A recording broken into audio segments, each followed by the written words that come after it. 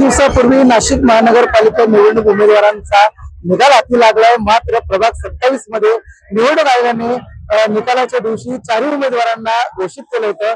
यामध्ये शिंदे आणि आझादी गटाच्या चारही उमेदवारांना घोषित केल्यानंतर थोड्याच वेळामध्ये अजितदादा गटचे आशाताई खराते यांना घोषित केल्यानंतर पराभूत केला आणि यामुळे आता मतदाराचा आपण बघू शकतो या ठिकाणी मोठा आक्रोश नाशिकचे जिल्हाधिकारी या ठिकाणी दिसतोय।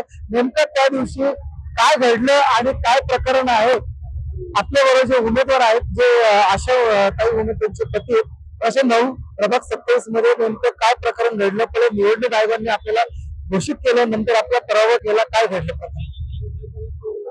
आमचं पूर्ण पहिलं पॅनल विजय घोषित करण्यात आलेलं। फर्स्ट पासून तर लास्ट पर्यंत आम्ही विजयीच्या लीड मध्ये होतो, परंतु अचानक त्या मशीन बंद पडल्या आणि आम्हाला सांगण्यात आलं की रिकाउंटिंग आम्ही अपेक्षा केलं की ह्या मशीन बंद पडलेल्या आहेत तात्काळ रिकाउंटिंग झालं पाहिजे। परंतु त्याने सांगितलं की रिकाउंटिंग जर तुम्हाला घ्यायचं असेल तर तुम्ही निवडणूक अधिकारी यांच्याकडे अप्लिकेशन द्या, रिकाउंटिंग घेतलं जाईल। परंतु आम्ही रिकाउंटिंगचं अप्लिकेशन दिलं, परंतु जे अधिकारी आहेत त्यांनी आमच्या कुठल्या प्रकारे म्हणणं ऐकून घेतलं नाही। विजय त्यांचा घोषित करून दिला आणि आम्हाला जबरदस्ती उचलून बाहेर काढून त्यांच्या सर्टिफिकेट देऊन टाकलं। बरं, तुम्हाला त्या ठिकाणी विजय घोषित केलं, त्यानंतर तुम्ही मागणी केली रिकाउंटिंग करा। खरं तर 16 जानेवारीला निकाल हाती आले होते। आज तुम्ही 20 तारखेला नाशिक जिल्हाधिकारी होते, मतदार राजाबरोबर आलात, या तुमची मागणी, मग एवढं तुम्ही 4 दिवस उशीर का केला? आम्ही ज्या दिवशी निकाल होते त्या दिवशी देखील आम्ही मोठ्या संख्येने सगळे लोक तिथे आलेले होते। सगळ्यांनी सांगितलं की आम्ही अशा प्रसंगात मतदान दिलेलं आहे, जो काही निकाल झालेला आहे चुकीचा आहे। त्यानंतर आम्ही वेळोवेळी सगळ्या लोकांच्या भेटी घेतल्या, लोकांनी आम्हाला इतका मोठा प्रतिसाद दिला की आम्ही अशा प्रसंगात मतदान केलेलं आहे, आपण हरलाच कसे। त्यामुळे सगळ्या लोकांनी आपले आधार कार्ड, वोटिंग कार्ड जमा करून आमच्याकडे आणून दिले आणि त्या प्रत्येकाने शपथ घेतली की आम्ही अशा प्रसंगात आणि राष्ट्रवादी काँग्रेस पार्टीला मतदान दिलेलं आहे। जो निकाल लागलेला आहे चुकीचा लागलेला आहे, त्याच्यावरती आपण आवाज उचलला पाहिजे। आपल्या हक्काचा हनन झालेला आहे, लोकशाही धोक्यात आलेली आहे, हुकुमशाही चालू झालेली आहे, याविरोधात आपण आवाज उठवा। त्यामुळे आज आम्ही आंदोलन केलं आहे।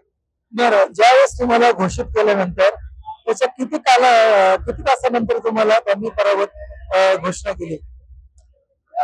आमचे चारही पॅनल शेवटपर्यंत विजय घोषित आले, बाकी सगळ्यांना घोषित केलं आणि आम्हाला डायरेक्ट अचानक सांगण्यात आलेलं की ते 4 मधील अ गटातील उमेदवार अशा प्रसंगात त्यांचा पराभव झालेला आहे आणि छोटा मोठा पराभव नसून 560 मतांचा डिफरंट आढळलेला आहे। त्यामुळे चुकीचा निर्णय घेतलेला आहे आणि कुठल्याही स्क्रीन लावण्यात आलेल्या नव्हत्या। प्रत्येक फेरी वाईज जे मतदानाच्या आकडेवारी जाहीर करायला पाहिजे होती, घोषणा करायला पाहिजे होती, घोषणा करण्यात आलेली नव्हती।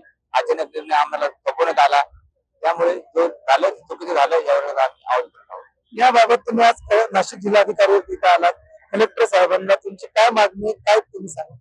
आमची अशी मागणी आहे की निवडणुका पारदर्शक झाल्या पाहिजेत, जी मतमोजणी आहे ती व्यवस्थित, शांततेत आणि आमच्या प्रतिनिधींना समजेल, त्यांना आकडेवारी लिहिता येईल व्यवस्थित, अशा व्हायला पाहिजे होत्या। आम्हाला कळलं पाहिजे की आम्हाला कुठल्या पेटीत किती मतदान मिळालेलं आहे, कुठल्या राऊंडला किती मतदान झालेलं आहे आणि त्या आमच्या आकडेवारी काढूनच विजयी घोषित करण्यात यावं, यासाठी आम्ही फेरमतमोजणी करावी यासाठी पत्र दिलं होतं।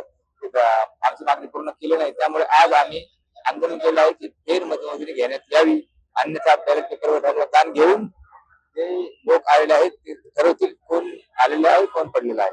त्याबाबत निवडणूक आयोगांना आपण भेटलात, काय उत्तर मिळालं त्यांच्या? निवडणूक आयोग कुठलीही बाजू आमच्या ऐकून घेण्यास तयार नाहीये। ते सांगताय की तुम्हाला जे करता येईल ते तुम्ही कोर्टात जा, आम्ही याच्यावरती आता काही बोलणार नाही।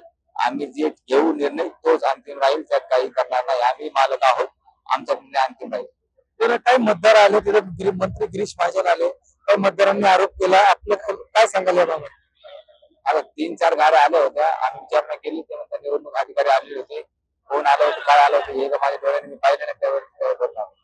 परत तोच मुद्दा घेतो की 4 उमेदवार तुम्ही विजय म्हणताय, विजय निवडणूक आयोगाने डिक्लेअर केलं, त्यानंतर 3 उमेदवारांना विजय केलं, तुम्हालाच पराभूत करणं म्हणजे नेमकं कारण त्यांनी काय सांगितलं?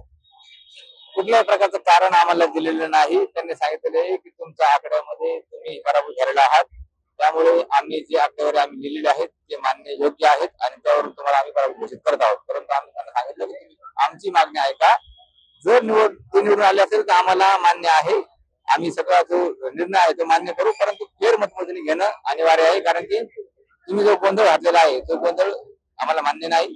पारदर्शकता झाली पाहिजे, निवडणूक पारदर्शकतेने आम्हाला मान्य आहे, फेर मतमोजणी घ्यावी, जो निकाल असेल तो आम्हाला मान्य आहे। तर काय तुमची पुढची भूमिका काय? तुमची पुढची भूमिका काय आहे? आमची भूमिका ही आहे, जर बेनवाजीने जर घेतली नाही तर आम्ही न्यायालयीन लढाई लढू आणि जोपर्यंत आम्हाला न्याय मिळणार नाही तोपर्यंत आम्ही शांत राहणार आहोत. एकंदरीत उमेदवारांच्या पतीला आम्ही चर्चा केली की पहिले 4 उमेदवारांना घोषित केलेलं आहे, नंतर 1 उमेदवारांचा पराभव झाला. या ठिकाणी त्यांनी मागणी देखील केलेली आहे.